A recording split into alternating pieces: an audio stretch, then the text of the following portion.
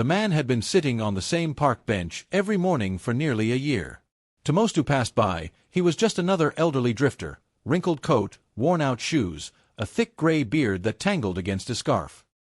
He never asked for money, never spoke unless spoken to, and kept his gaze on the pigeons he fed like clockwork at 7:15 a.m. Kids made fun of him. Adults ignored him. Workers at the nearby government buildings often joked about him being the park's statue. No one knew his name. They called him Pops, if they spoke of him at all. Except for Ethan, a janitor at the National Archives across the street. Ethan had grown up without a father, and something about the old man's silence and discipline reminded him of stories his mother used to tell. Every few days, Ethan brought the man a hot cup of coffee and a muffin. "Appreciate it," the old man would murmur, never meeting Ethan's eyes. Then one cold November morning, something extraordinary happened. It was Veterans Day, and the president was scheduled to visit the National Mall for a wreath-laying ceremony. Streets were cordoned off, security was heightened, and the city was abuzz. Ethan was outside sweeping the front steps when he noticed black SUVs speeding down the street. Secret Service agents dispersed quickly. The president emerged, flanked by aides and military personnel. As the convoy moved past the park, the president suddenly stopped walking. He turned his head. His eyes locked on the old man sitting on the bench. The old man looked up. What happened next froze everyone in place. The president, the most powerful man in the country, walked away from his security detail, crossed the street without a word, and stopped in front of the old man. And then, he saluted him. A crisp, formal, military salute. Gasps rippled through the crowd. Secret Service agents tensed, unsure of what was happening. The old man slowly stood. Despite his frail body, he straightened with surprising posture. He returned the salute. "It's an honor to see you again, General," the president said. Murmurs exploded. Ethan dropped his broom. "General." The old man nodded, his voice steady for the first time anyone had heard. "Likewise, Mr. President. You were just a cadet the last time I saw you." Cameras flashed. People recorded videos. Social media exploded. And the nation asked, who was this man? Within hours, the mystery unraveled. His name was General Abraham Cole. A legend in the shadows.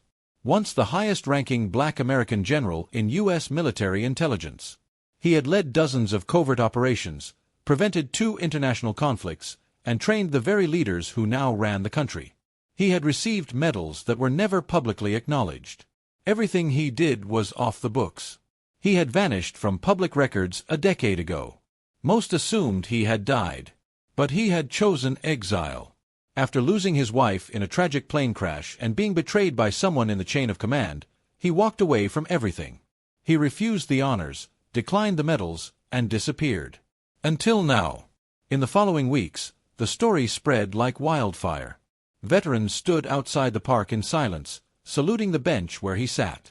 News outlets clamored for interviews, but he gave none. Except to Ethan. "Why me?" Ethan asked, sitting beside him one day. The old man smiled faintly. "Because you saw me.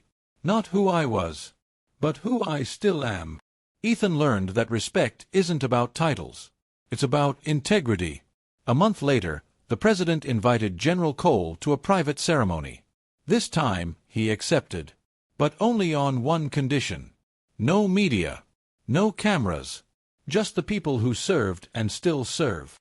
The ceremony was held in a quiet hall beneath the Pentagon. And for the first time in decades, Cole stood in uniform.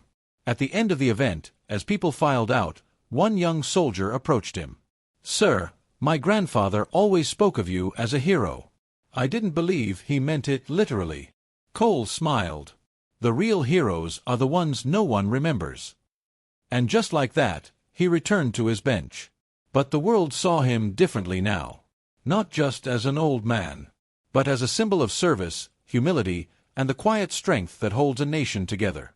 And every morning, without fail, people gathered to watch him feed the pigeons, not out of pity, but out of respect. Because sometimes, the greatest legends don't live in the spotlight. They sit quietly in the park, waiting for someone to truly see them. If this story moved you, Consider subscribing to our channel for more powerful, human stories that reveal the truth behind the ordinary. There are legends among us. You just have to look a little closer. Drop a comment on where you're watching from. We will like to know.